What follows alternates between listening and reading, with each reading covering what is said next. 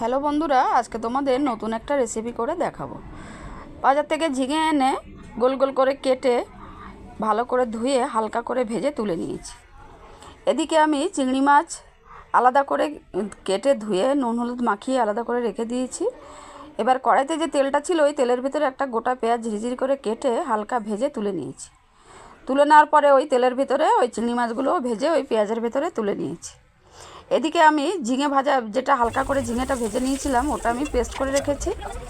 রেখে এইবার ওই যে তেলটা ছিল চিংড়ি মাছ ভাজার ওই তেলের ভিতরে কালো জিরে আর তেজপাতা ফোড়ন দিয়ে ওই পেস্ট করা ঝিঙেটা দিয়ে দিলাম। দিয়ে নুন হলুদ একটু লঙ্কার গুঁড়ো দিয়ে ভালো করে নাড়াচাড়া করে একটু শুকনো শুকনো হয়ে আসলে নামিয়ে নিলাম।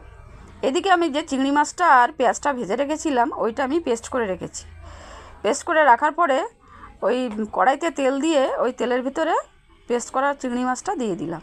দিয়ে তার ভিতরে নুন হলুদ লঙ্কার গুঁড়ো আর একটু মশলা পেস্ট করে রেখেছিলাম, শুকনো লঙ্কা আদা রসুন একটু তেজপাতা সাদা জিরে পেস্ট করা মশলাটা 2 চামচ মতো দিয়ে ওই ঝিঙেটাও দিয়ে দিলাম। দিয়ে নাড়াচাড়া করে শুকনো শুকনো হয়ে আসার পরে তার ভিতরে একটু চিনি আর একটুখানি ধনেপাতা ছড়িয়ে দিয়ে শুকনো শুকনো করে নামিয়ে নিলাম। আজকের এই রেসিপিটা তোমরা বাড়িতে করে খেয়ে দেখো কেমন লাগে, কমেন্টে জানিও। আর মীরা কিচেন চ্যানেলটাকে সাবস্ক্রাইব করে দিও আর ভিডিওটাকে শেয়ার করে দিও।